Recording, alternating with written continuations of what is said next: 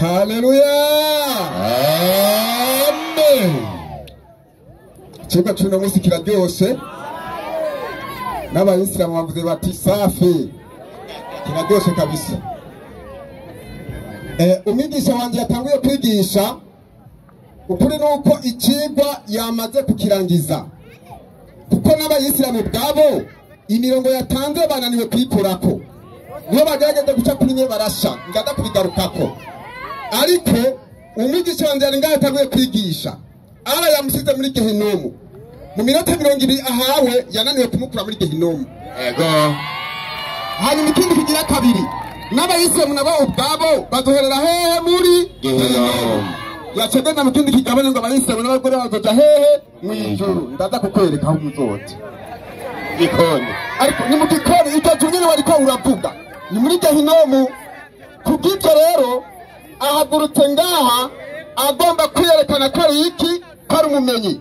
Kandi nicyo aza kuvuga ngaha akizi neza kandi agitahura.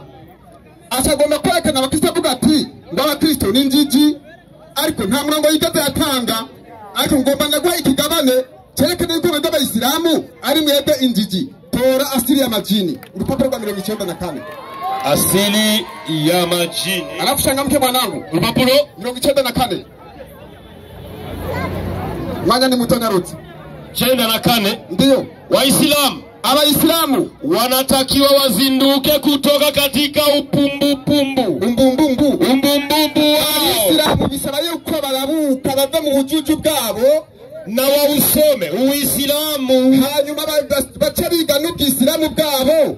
Wasibakie kuwa wambumbumbu. Ntibagume ari bipfu. Amen. Iki ni kigabane ntanze. Nyamufite umurongo muri Qur'ani cyangwa muri Bibiliya cyangwa muri hadisi iyo ariyo yose ivuga yuko abakristo ari bijuju ingutange. Nawe yoronka. Hanyuma kandi ikindi kibazo yagize kuba ari Muhammadi mwishuri bwa yaronse yagiye yuko ari byo badatahura ahubwo ari bipfu. Qur'ani kivuga ngo iki 22 ku murongo wa 3. Murongo wa 2. Murongo wa 3 baravuga agasubira. Gushika kuri 4. Gushika kuri 4 haravuga.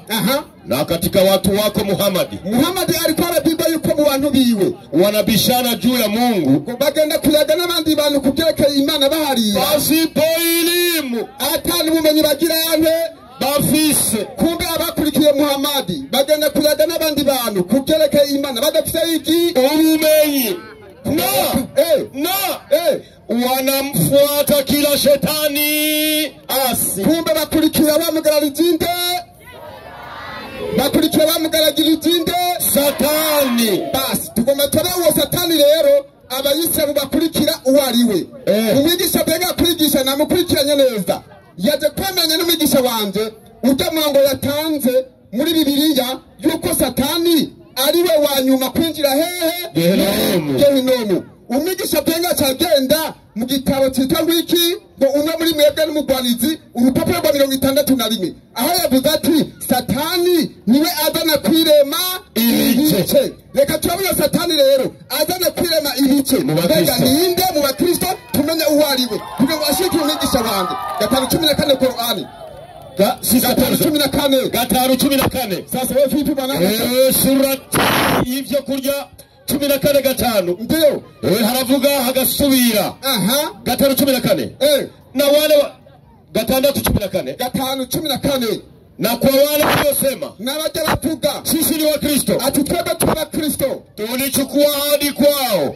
Yaje gutora amasezerano ku bakristo tulichukua ahadi kwao, lakini ariko wakaacha sehemu kubwa yale waliokumbushwa. Banjango baca bahera umugabane munini w'ibyo bibukijwe. Kwa hiyo kubw'ibyo rero tukaweka baina yao niki wenyewe kwa wenyewe uadui na bugsa gushika ku munsi mpaka siku ya kiyama. Kubw'ibyo amitaje kutumenera ibanga yemeranya n'umwigisha wanje yaje kuvuga. Yavuze yuko ngo satani ariwe azana kwirema ibice mu bantu. Tonya yuko Allah yaje gutora amasezerano ku bakristo ahubwo ni ntashima. Yaje gutora amasezerano iwacu none kuna dushimira atiraduteranya kugira ngo hagati mu bakristo abibe mu rwango ntibigere bumvikana n'imitongano gusha ku munsi w'iki n'imperuka.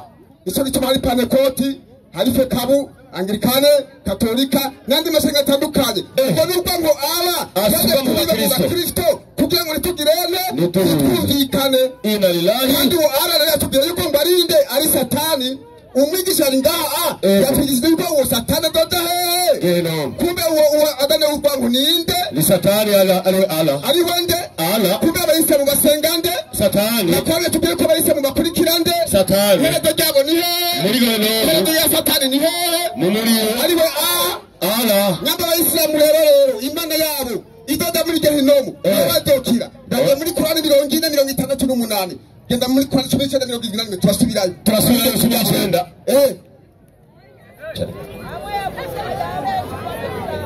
Kumira tista bina moja mwanangu.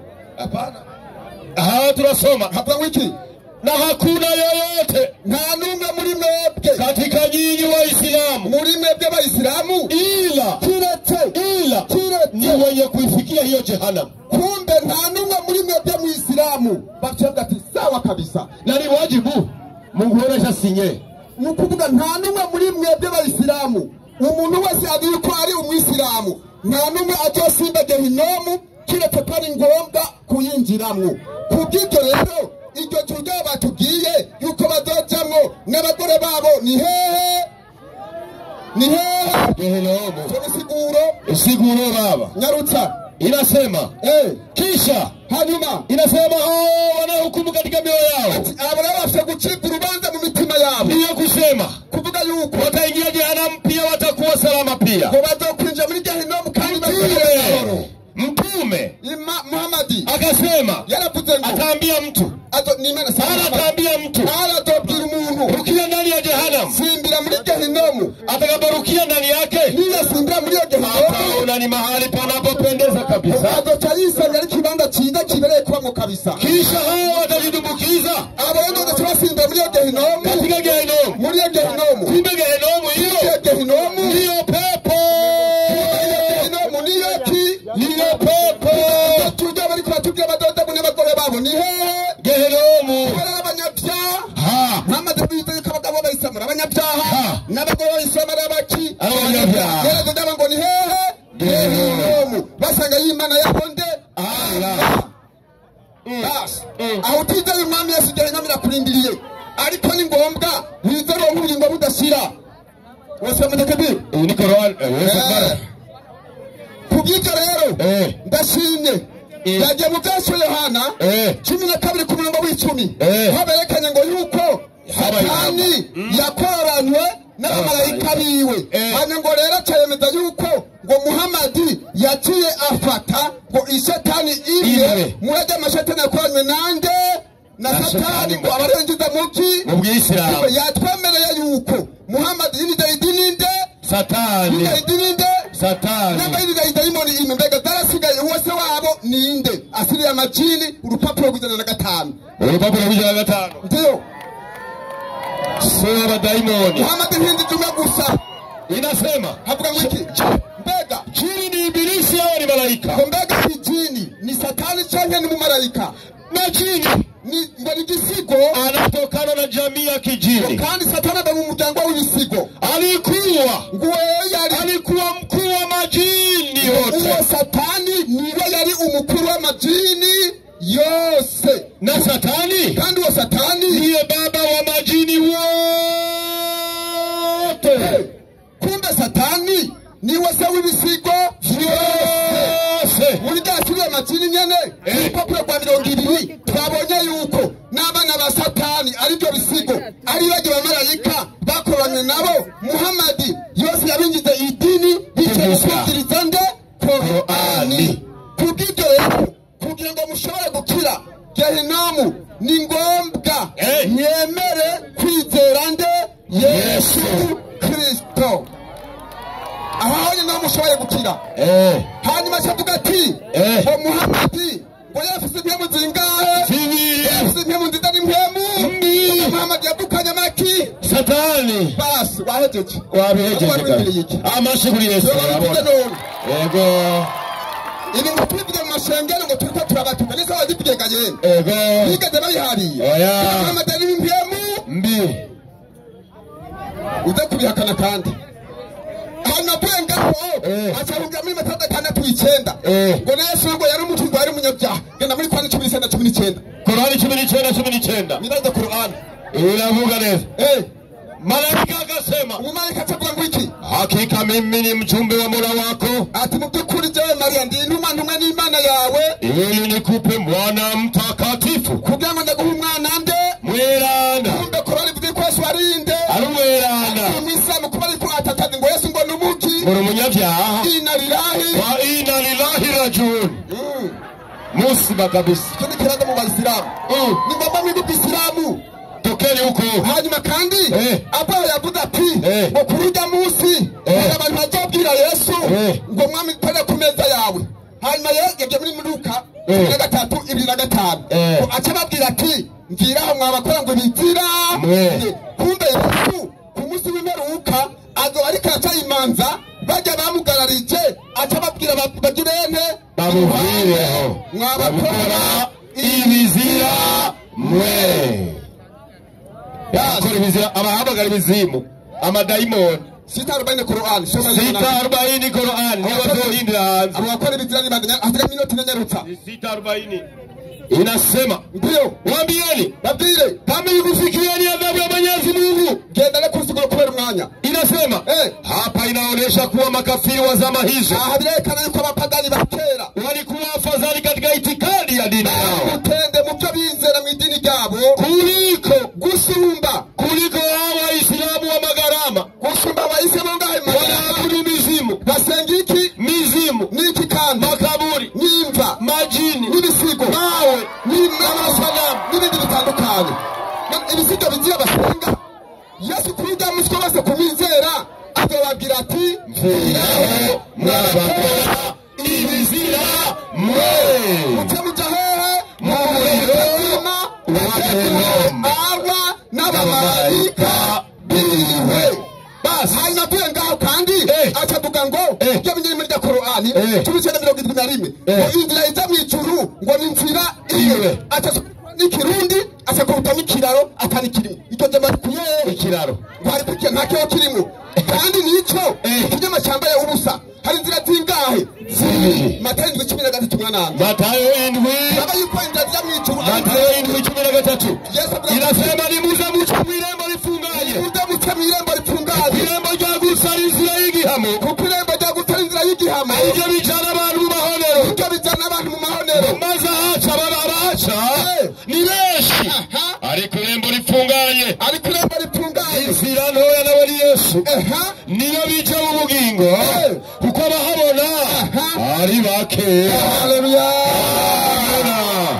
kuko byose bwari inzira zingahe inzira imwe itwara abantu mu buzima budahera iyindi nzira igira kabiri ni hehe mu mahonero ariko bahisamo kugira bati inzira iza mu ijuru niza muri niza muntu zenya muri gehinomu ngo ni inzira imwe icyo ni kinyama cyambaye ubusa ku munsi w'imperuka rero umwigisha wanjye yavuze ati kuri bakaribi Muhammad yapfuye atihanye none aba n'abamera kumukurikira mbega bizogenda gute ku munsi w'imperuka 39:12 Qur'an 39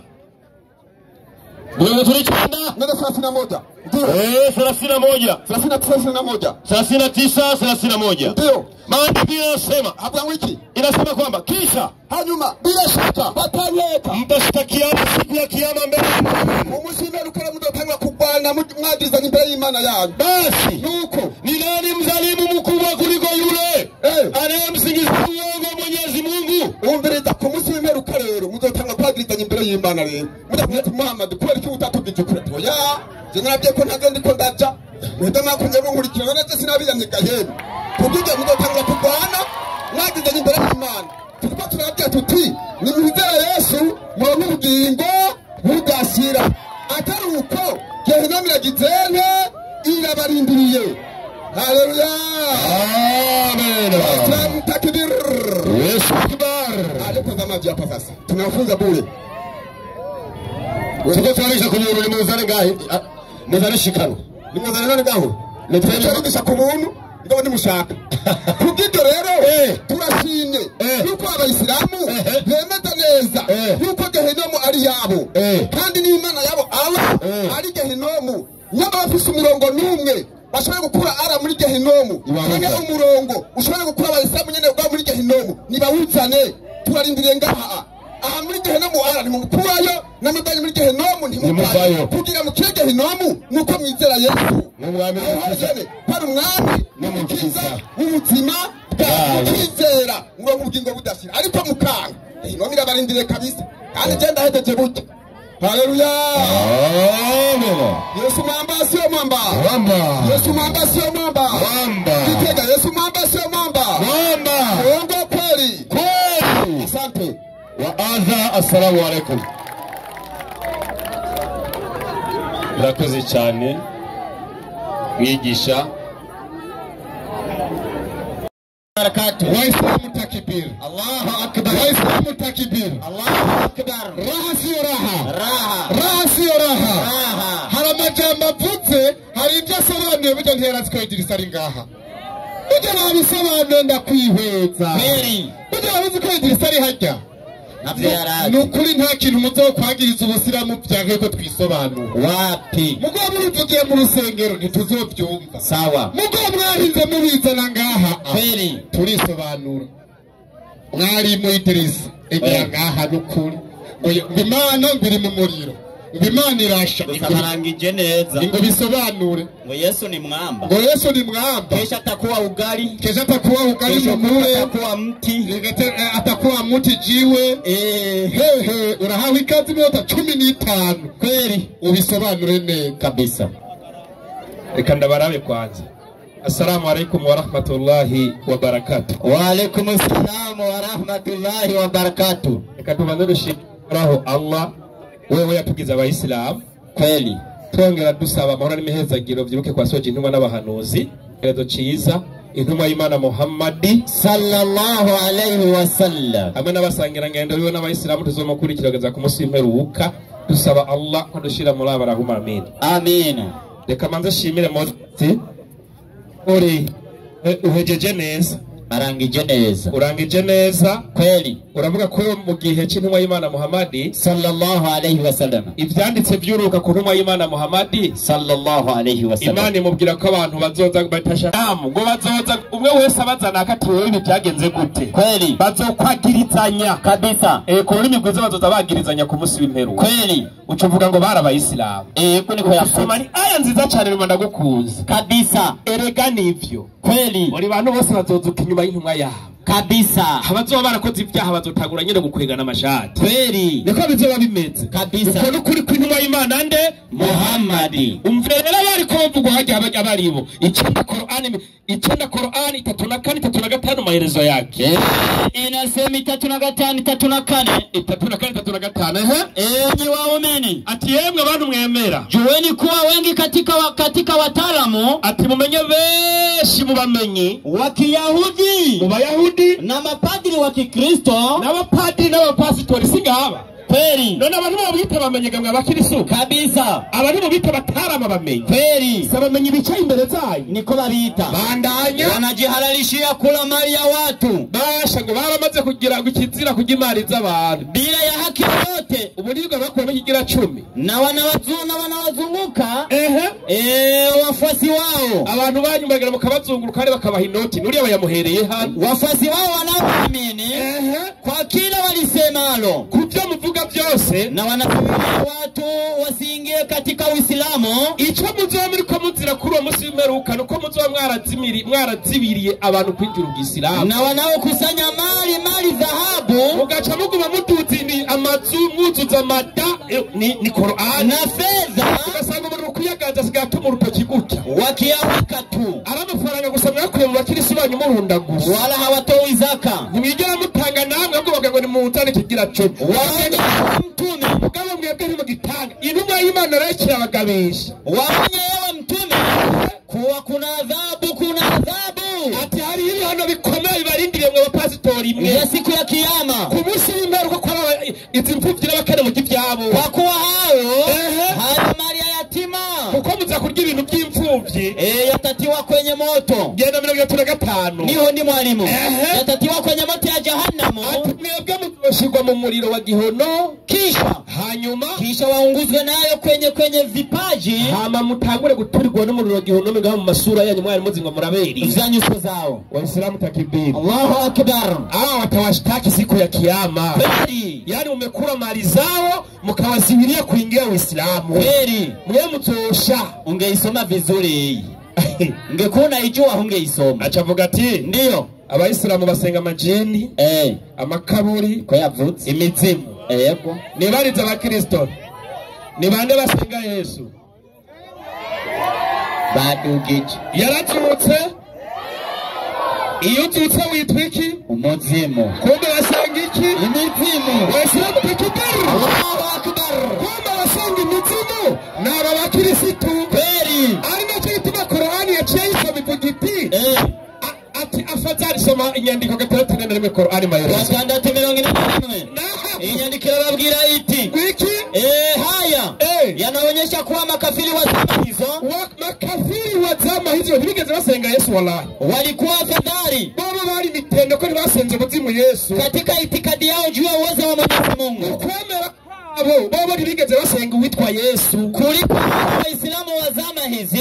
Abayisilamu nabo nanjye ndavugishije ukuri. Kweli. Waislamu wa zama hizi. Kweli. Waislamu wa zama hizi. Kweli. Umwisilamu yatahuye Allah umwe rudende. Kweli. Agacagenda gusenga ikaburi. Kweli. Ubona atariye n'usenga Yesu. Nico kintu. Abo bose nabo umuriro wa gihonomo. Kweli. Soma inyandiko. Wanaomba mizimu na makaburi na majini na mengineyo huwa ikishtadi bara ndipo wanapostadi kuwaomba hao. Iyo ngwashikiwe n'ikibazo akabura kwihangana umusilamu agacagenda gusenga amajini makaburi n'ivyo wakamwacha Mwenyezi Mungu bagacabare kuhora Imana ni rutende Allah huko kupotea kukubwa kabisa. Uwo muislamu aba yatakaye no mu gihonomo azojana n'abasenga Yesu. Takbir. Allahu akbar. None ibi nivyumvikana. Qur'ani kitubwira ngo iki honyene 8:2. Qur'ani 8:2. Umviriza Islam original. Twaje kwigisha abantu bamenye ukuri. Bismillahirrahmanirrahim. Naam. Hakika wanaoamini kweli abemera Imana b'ukuri b'Abayisilamu ni wale ambao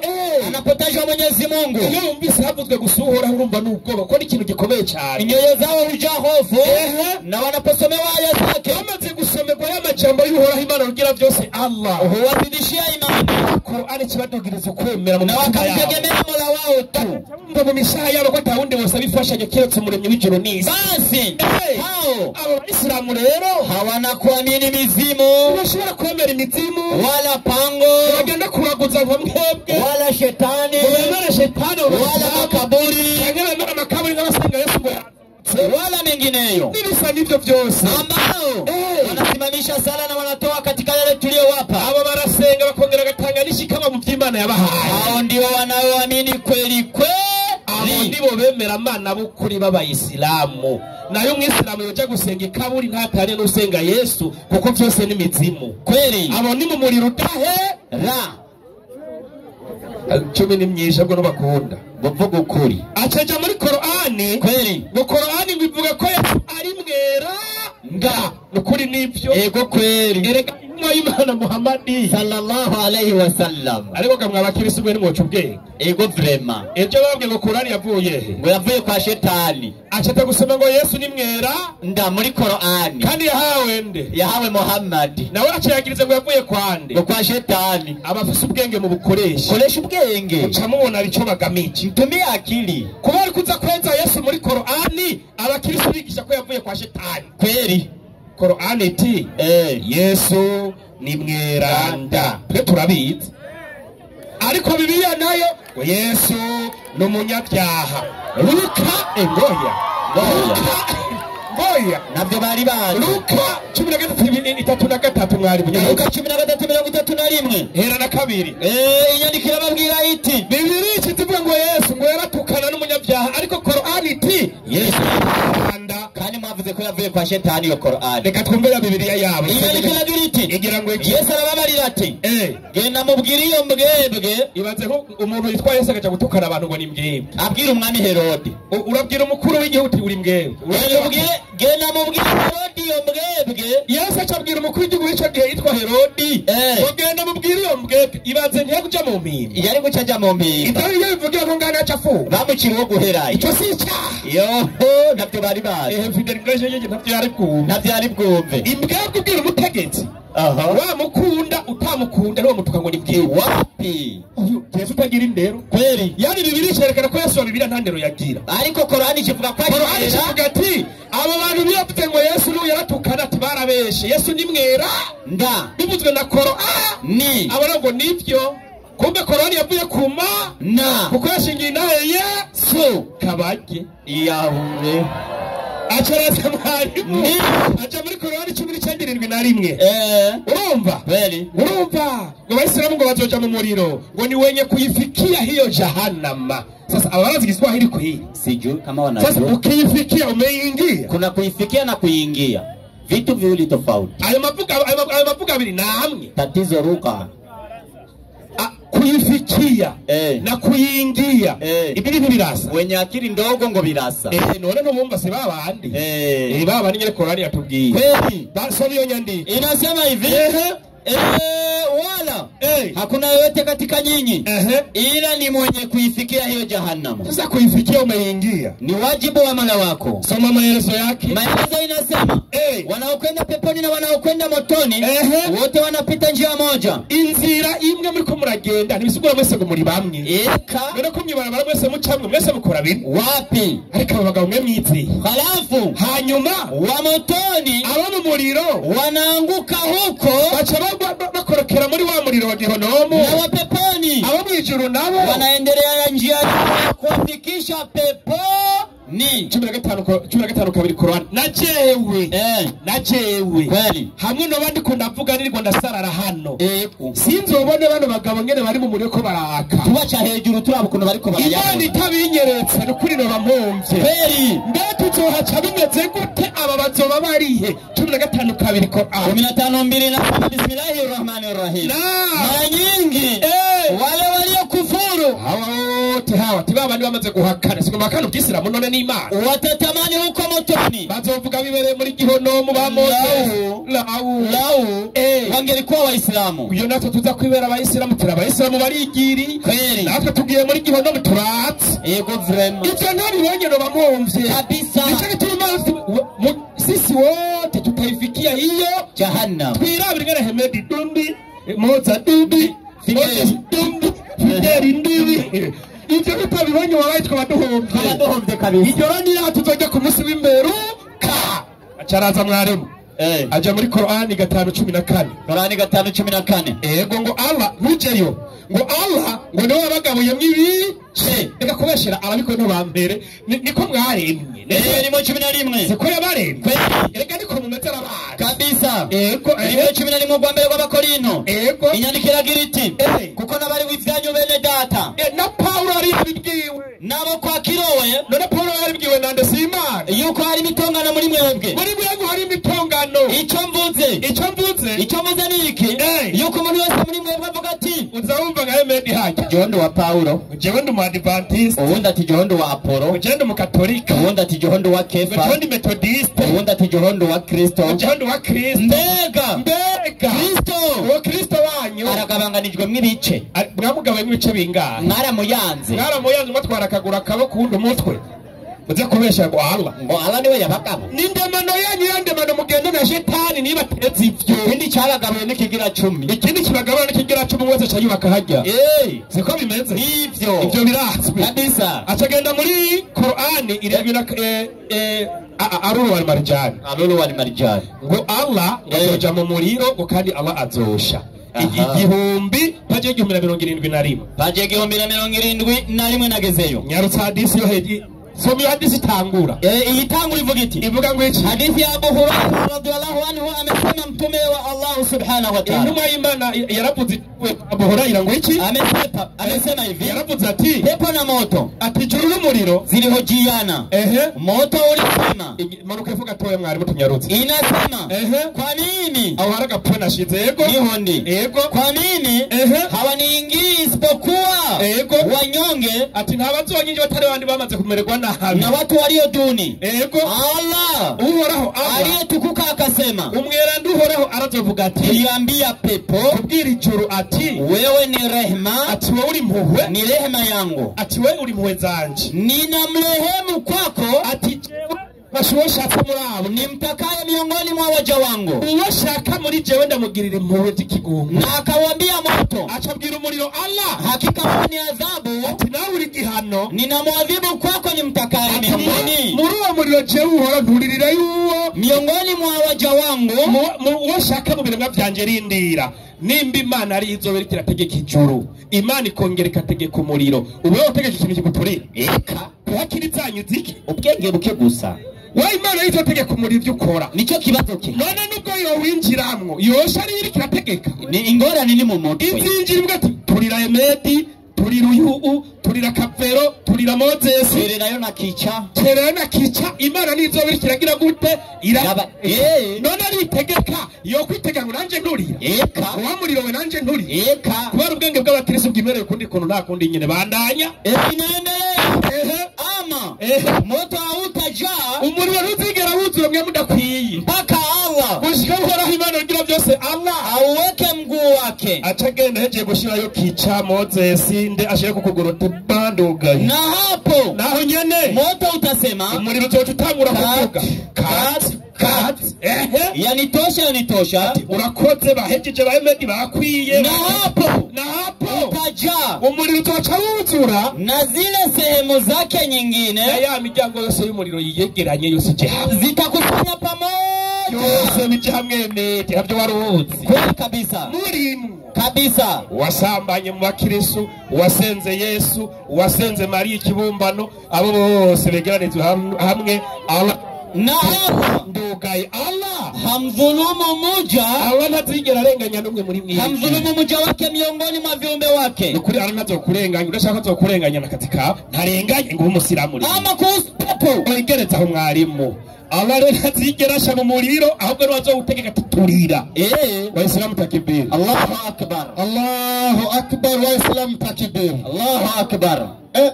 Batanguye kugira inama, inama irakoranye. Waislamu takibir, Allahu akbar. reka inama zikorane. Ahi. Aya tubandagwa iyo nama mnamuyigira bataranabaza ingo, urahawe ikaze iminota 3. Nam sabe rero abapastori bari ngaha banege amatwi banyumvirize. Ikigo dufite umuziki ravuga duti aba islamu bose bazoja hehe mu muriro. N'uzobanywa kwinjira mu murongo ni ngo ni Allah Imana y'abayisilamu. ni wazobanywa kwinjira hehe Ko bavutse. nicyo kiba dufise uyu munsi. Ego. Gomba rero ndabe abese badutanguye nje na wewe tubarabe nabo bazoja mu muriro 3:67 Qur'ani 3:67 igitabo cyerana Qur'an. soma nibarize ikibazo nisunze madame. Sawe wavuze ngo bakumvirize, muga nubwo batakumviriza ntara wama intumva zama. Soma Inyandiko igira iti Ibrahimu ati sekuruza wabemera Aburahamu ntiyigeze aba umuyahudi cyangwa umunaswara, ntabwo yigeze aba umuyahudi cyangwa umukristo, ahubwo sekuruza wabemera Aburahamu yari umuyisilamu, yari umwisilamu namba 1 ya Aburahamu. Imbere yanjye ari umwisilamu Aburahamu yarangwa no gusenga Allah umwe rudeni. yarangwa no gusenga nde Allah. hagarara. Ikibazo canje rero ko sekuruza wabemera Aburahamu atari umuyahudi kandi atari umukristo, yari umwisilamu, mbega nawe ko yari umwisilamu azoja mu muriro ko yasenga Allah? Iyi Mana Aburahamu yasenga Allah, akaba yarakwe no dusenga, mbega ni Imana feke? Salamu wa alaikum salam wa rahmatullahi wa barakatuh. Tacho wakira kicha, tacho wakira burya haziranyazwa mana. Nibanyaruke Banza muhezi inama, shura ntirahe, banza muhezi inama muce mu bintu mukarange neza kandi ukoresha amavuta y'akabenzi. Yes, hashoboye gusha neza. Iyo ni mafuta ya antikristo hayo. haleluya. Abaza ikibazo bamaze gutaza yuko Allah iherezo ryiwa Gehinomu, abayisilamu iherezo ryabo ariho Gehinomu. ati mbega none ko tubona Aburahamu nawe yari umwisilamu nawe adoda mu muriro isoma umurongo ayatanze Kurani 3:67 Surat al-Imran kigabane cha 3 Abrahamu hakuwa Myahudi wala Mkristo. Aburahamu ntiyari umuyuda cyane ntiyari Umukristo. Uyu Aburahamu wanyu twara mutabira mu murongo inasema kitabu cha Mwanzo 14 aya yake ya 13 inasema mbega yarumuki haza umwe mu bahunze abari Aburahamu muheburayo kumbe Aburahamu yarumuki Aburahamu yarumuki umuheburayo abaye nibo bakinone abaheburayo n'abakigayemo n'abisiraheli yego kubw'ibyo ngomba kukwereka rero ngomba gufutira umurongo wabonetse muri Korani 3:67 yuko Aburahamu atari umuki atari umwisilamu kwisunze Korani 39:12 39:12 vyanditswe vy'abayisilamu itagira intango cyangwa iherezo. havuga wiki Na pia kandi nimeamrishwa niyo wakwanza wa viumbe wanaosilimu kwa Allah. Kubw'ibyo Muhammadi niwe yategetswe kuba uwa mbere mu biremwa kuba umwisilamu. Kubw'ibyo ikiremwa cya mbere ngaha ku isi kuba umwisilamu ninde? Muhammadi. Aburahamu na Muhammadi ninde yatanguye kubaho, ninde yatanguriye ubundi? Aburahamu. Ni Aburahamu. None ko Muhammadi avuga yuko ariwe wa mbere kuba umwisilamu mu biremwa, cyogenda gute Aburahamu yapfuye imyaka myinshi yaheze abe umwisilamu? Ahubwo ushaka kutubwira yuko Muhammadi ariwe yatanze Aburahamu kubaho, twenda gutahura. Rero Aburahamu nimwinjireyo, kandi niwo Aburahamu wanyu yasenga ibigirwamana, inyenyeri n'izuba n'ukwezi, iyo turiko turajayo. Ariko rero mbere kusaba yuko Aburahamu yari umuheburayo kandi akaba ari n'umwisirayeli. Sawa? Mbega abakristo agaciro kabo kuri Aburahamu, mbega uwo Aburahamu kandi ninde? Bibiliya ibandanya itugaragariza Abagalatiya 3:27 nyarutse. Abagalatiya 3:27 kuko mwese ababatirijwe kuba ba Kristo mwambaye Kristo. Twambaye Kristo. Ntihashobora kuba umuyuda cyangwa umugiriki, ntihashobora kuba umuyuda cyangwa umugiriki, ntihashobora kuba umugurano cyangwa umwidegembya, ntihashobora kuba umugabo cyangwa umugore. Nyarutse. kuko mwese muruma muri Kristo Yesu. kuko muri aba Kristo, turi aba Kristo, kuba muri aba Kristo muri uruvyaro rwa Aburahamu. murabaragarwa uko byasezeranijwe. kumbe abakristo nibo rubyaro rwande rwa Aburahamu, turabaragwa nk'uko byasezeranywe. Abayisilamu ntibinjira kwa Aburahamu, tutamwinjiramo. Ni ngombwa muri abakristo mwizere Yesu mushobore kuba nde urwande rwa Aburahamu. Mutwe abayisilamu Aburahamu ntabazi, mwebwe muri byaduka muco murabiyo muci. Aho namaze kukwica rero. Kubw'ibyo rero kuba yuko nifite umwanya, namaze kwishura. Kubw'ibyo Aburahamu ntabwo yari umwisilamu, kandi uwo Aburahamu wanyu n'umukoreshi n'uwo badasogoye ntawe bazi yuko si Aburahamu, ntawe bazi gufata icyo kigwa. Ariko reka nigarukire rero, nagiye muri Korani 19:19 kwerekana yuko Korani tugakoresha n'umuki ari umweranda. Sawa? Avuga ati mbega none ni gute twoda kuvuga yuko Yesu ari umweranda? Tubisonge muri Korani twavuga yuko Korani ari igitabo cya Satani. Korani tuyikoresha nk'urufunguruzo rwo kugura abayisilamu mu mitwe kuko nibyo mwizera. Nta kindi tukoresha Korani. Ariko ikibabaje nuko baje gutupinga n'umwigisha batamwe kwigisha. Ngo Yesu ngo ari umuki umunyabyaha. Nashoboye toya Korani gwikosa ari umuki umweranda. Kubona sininde murongo muri Korani ntibisiba yuko muri Bibiliya Yesu atagaragara ko ari umuki ari umweranda. Usomye Yohana 8:46 harekana ko Yesu ari umuki ari umweranda. Ariko nasome hanyuma kandi yemeranije nanjye yuko abasilamu bakirizimu basenga kuva bagasenga n'amajini ngo abatukuru bakaba bariho ngo nta ngorane badoja hehe. Icyo yabyemeye kabisa adoya hakanye. Reka ndabe rero abayisilamu b'ukuri ngo ntibize imizimu. Ngomba kukubwira yuko umwisilamu adasenga imizimu, umwisilamu adasenga uwo si umwisilamu b'ukuri. Twisunze Korani 6:157 kugeza ku nsiguro mwana. Baba 6:157. Yenda kugeza fanuzi. 6:157. Genda kusigura kubera umwanya. Yego. 57 haravuga agasubira. Ndio. Tafsiri nasema ama Uislamu. Chanya Uislamu. Alhamdulillah. Ati tunashimira Imana. Ingawa umetiliwa ushirikina. Gona abashitemo ukubangikanya Imana bakaroga bakagenda kumva bagasenga majini, lakini shule ushirikina hasa. Ariko uko kubangikanya Imana wa kuwatoa katika Uislamu. Uko kubangikanya Imana basenga imizimu nimba nibyo tumababa muki mu Uislamu. Alhamdulillah. Icyo twabishimira Imana. Hallelujah. Kugira umwisilamu w'ukuri ni ngombwa asenga yumva imizimu n'amajini. Umwisilamu adakora ibyo ubona ndayizeye Yesu Kristo kuko umwisilamu. Yes. Bas. Hanyopengaho kandi atagenda muri Luka 13:31. Yesu yabwiye ngo yuko bari iki ngo ari imbebe. Biyaba ari muri kino gihe bari kuja hehe mu mpimba ibina araripuka. Ati waruti 8:2 Qur'an. 8:2. Witivende.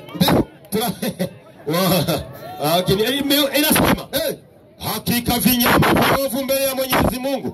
Karavuga ati ibikoko byanduye bihumanye imbere y'Imana ni hao wanaojipa uwizi. Uziwi niki na kutokusikia haki.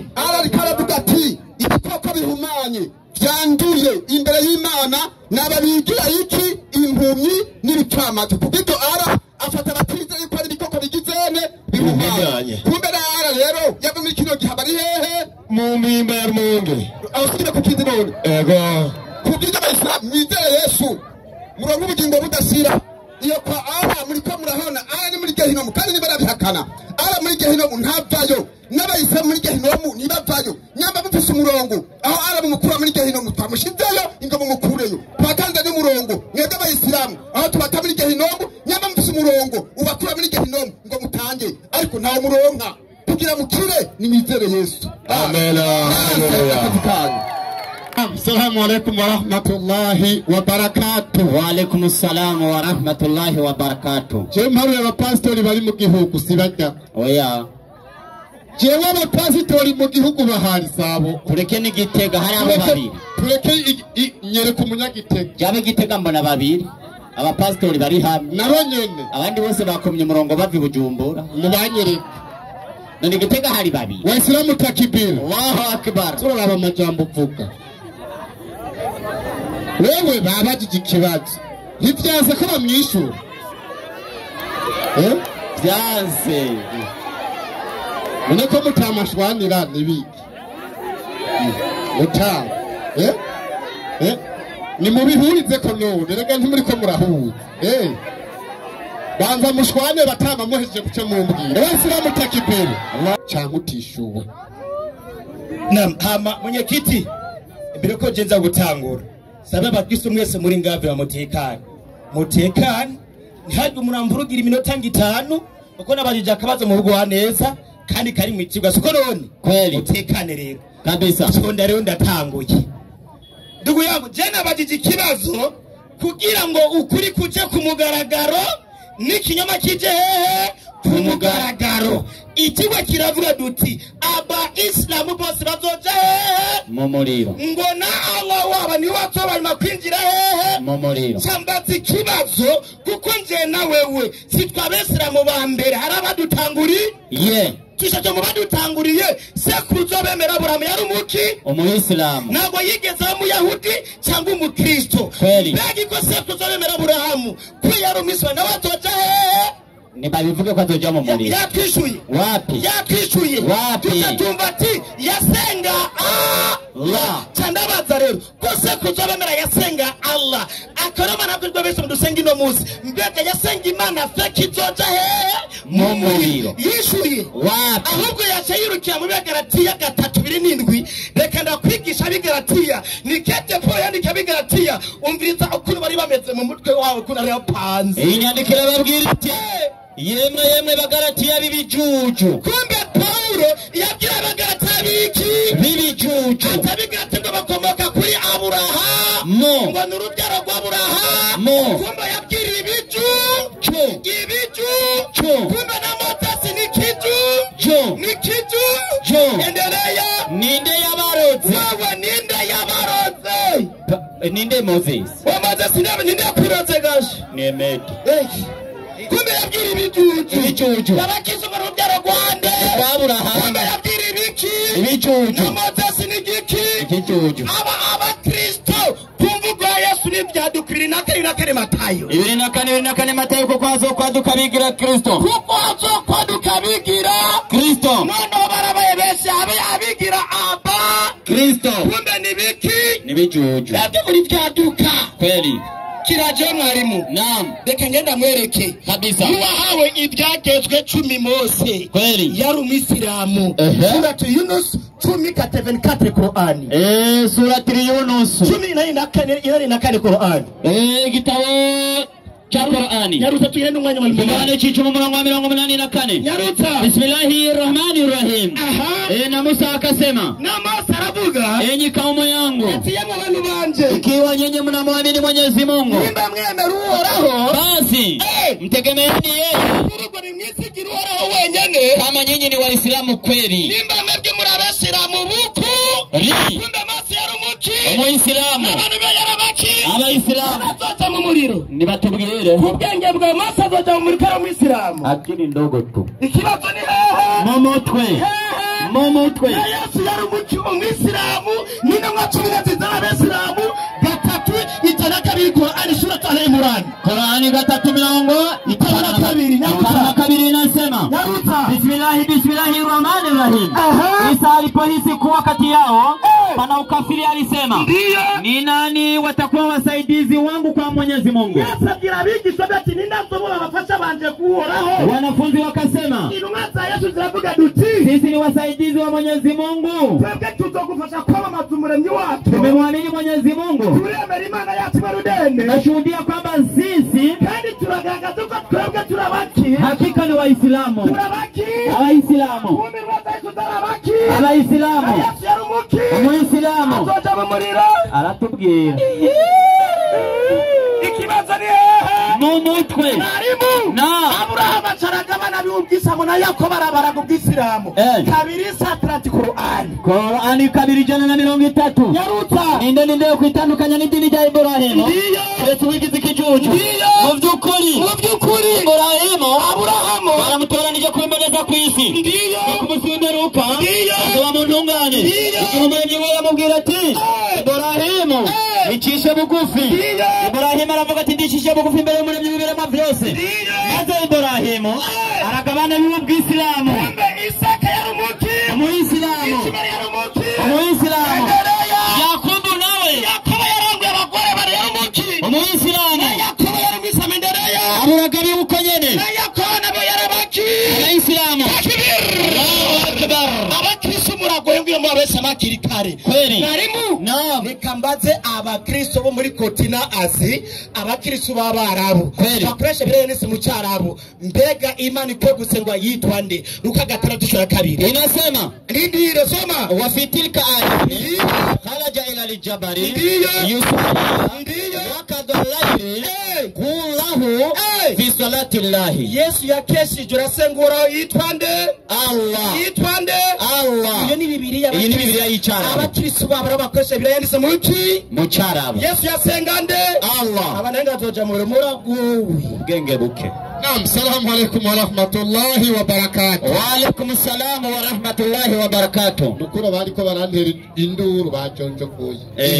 Dabira bajonjo koye. Kabisa. Waislamu takbir. Allahu akbar. Raha sio raha. Raha sio raha. Na Yesu yasenga Allah. Sha ingo. Tugeze mu mwanya w'ikibazo cawe. Kabisa. Ingo nawo bazi ikibazo Idrisa. 19:71 ubusobanuzi inasema wala hakuna yoyote katika nyinyi aliyewahi kufikia hiyo jehanamu. Nta numa muri mwebwe azosimbuka gehenomu. Yani wajibu wa Mola wako rero kusimbuka gehenomu nta numa atazoshikira kuko ni itegeko ry'Imana yawe amekwisha hukumiwa. Waramaze gucirwa kwiteka kugira ngo ucirwe kwiteka nuko umaze kuja muri gehenomu. Wanaokwenda pepo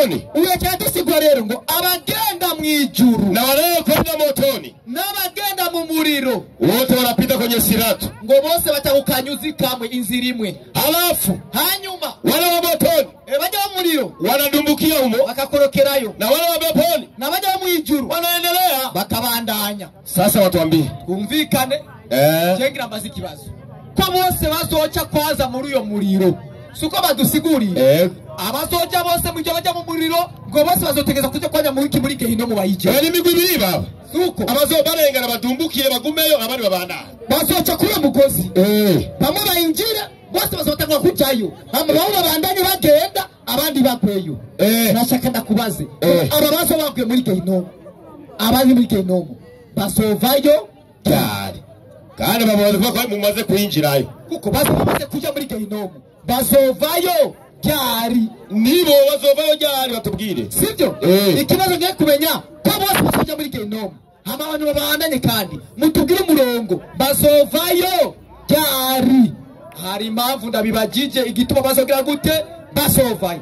None bene data subiramo kandi aluru bari marijani igihe rimwe mnasema kwamba aduze Ibrahim anasema kwamba kana mtaendelea kusema kumunsi wera zo gena mizobana kuvuga inasema je kuna nyongezo hari nyongera abantu bose bamaze kujya muri gehinomu. Ikibazo cy'ingozi zibibi gehinomu izo kibazo ati na nyongera na usigaye mpaka Allah subhanahu wa ta'ala kugeza Allah aba basenga subhanahu wa ta'ala atakapoweka mguu wake ndani azoshira yukuguruku sigonyera gushirayo ataweka mguu wake ndani. Kuweka sio kutia juu, asoweka asoshia kugurukuye kumwe muri gehinomu. Na hapo je mwitasema abagero bisokuwa gute natosheka birahagije bisheka natosheka maga zile sehemu zingine kugeza n'ibindi birimba vyiwe vya pamoja na mikono na masikio yote yaingia ndani, amaguru yasigaye nayo navinjira muri gehinomu. na hapo jana mimi nasema na shiba gehinomu zovati birahagije uwanyuma kuja muri gehinomu ninde Allah bakristo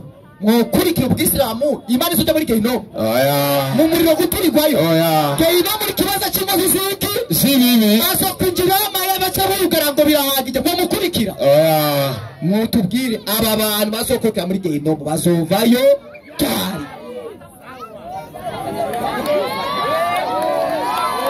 Ikibazo cyiza cyane kandi kiratomoye. Akabazo rero kiwe ngo gacishe kuwa amazi kweli. Akbar Takbir Allahu akbar. Abayisilamu ngo bazoca kuri silatwa ngo bagwa mu muriro bagweyo, none bazovayo ryari?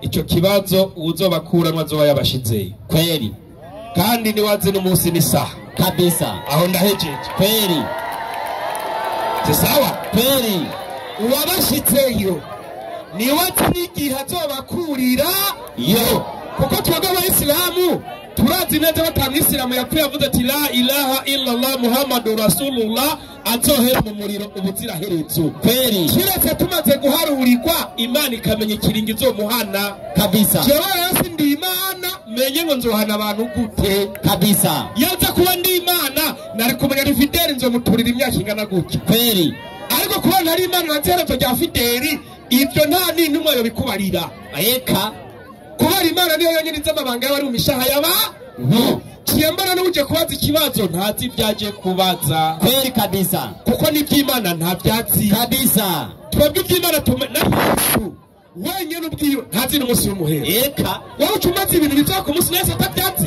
2:4-6 Matayo 2:4-6 Matayo nyandikira giriti ariko wa munsi cyangwa isaha Fideli nyimutarasoma iby'imana reka ndakwigishe nta ubizi nta ubizi. Yesu tuwo munsi cyangwa iyo saha nta n'umwe abizi. niyo wowe amarayika be mu ijuru cyangwa umwana w'Imana unagize gute atari data gusa. hariho ubumenyi twarekeye uhoraho Imana rugira byose wenyine. Kweli ugiye kwinjira muri kiremwa muntu ugiye guhakana kweli ingene abantu bazotwa tugiye guterwa mu muriro no kuzotwayo gusa. kweli wowe uzocayo cyangwa ntuzocayo, niwe kora ibi niwe uzoca mu ijuru, niwe kora ibi naho niwe uzoca mu muriro. rero bari Imana izoba yashitseyo iyo nyene niyizi iti nzomukurayo kubera imbiyi niyi ngiye kwishura ngo ni kiye kingana gutya nzoba ngiye kumukafiri nka wewe. kweli kabisa. nukuri iyo nyishinye n'Imana izobakurayo nayo ofisi. Kweli uze kuyizana nawe tubwire bazovayo ryari kabisa canke batoshirwayo itariki zinga ni nuko wacumba tuti umuhero uzoba ryari hazoba ari sangahe hazojayo nde nande ce nkubwira amazina ubwo n'ubukafiri kweri nta muntu y'Imana agiye vyishura eka ubwo n'ubumenyi buturengeye twebwe kweri ubu bumenyi Imana yaduhaye burafisa bugera kabisa ugiye kurenga ugiye guhakana kweri rero reka ndakwengere kafiri azoba ameze rero ku munsi w'imperuka kuvyo twaherewe ubumenyi rero kafiri ariwe Fideli bizoba bimeze gute inasema hivi mukweli mwavivu paja 6 hakika roho za Waislamu ati imishaha y'abayisilamu waliokwisha kufa bamaze gupfa ziko katika mbingu ya 7 twebwe ico tuzi nuko imishaha y'abayisilamu bamaze gupfa yamaze kuduga ku ijuru rya kangahe gindwi kubera kimeze gutyo iyo umuntu apfuye ikibiribiri kija mwivu umushaha ugasubira ku Mana yagize gute yawutanze ivyo na Bibiliya biriyo genda mwige mu musiguzi zitazama makao mahali pao imishaha y'abayisilamu ibereye mu ijuru ry'indwi bariko barihweza aho bazoja ku musingo watakapoishi katika pepo Muislamu umuyisilamu akifa iyo apfuye basi roho yake inachukuliwa kwa upole tuwe turazi ko malaika atora umushaha umwemeramana bukebu na inapelekwa huko mbinguni na kuwekwa mahali pazuri ugaca ugenda umushaha ugashigwa ahantu heza cyane h'icyubahiro ku mwisilamu penye harufu nzuri na malaika abamalaika wanaziombea maghfira na rehema abamalaika gumazisabira imigisha n'imihezagiro ku Mana ama roho ya kafiri ku mutima umushaha inachukuliwa kwa nguvu na inanuka vibaya umushaha umukafiri cyangwa umukristo kugwa mu mubiri wiwe nishavugisha malaika afise n'uburaka inakwenda wekwa mahali pachafu penye harufu mbaya sana kandi uwo mushaha kugwa yunuka cyane ugatushigwa ahantu hashisha hasesema kweli uwo wa kafiri mu Kristo kabisa ariko y'abasilamu twagwa bukweyo kandi hamota kweli niko bimeze kabisa kuko byanditse kweli kumusuna rukara bica bigenda gute 2 Qur'ani hari nyine naguhaye mwarimu 98 nyarutse duhari 97 isezerano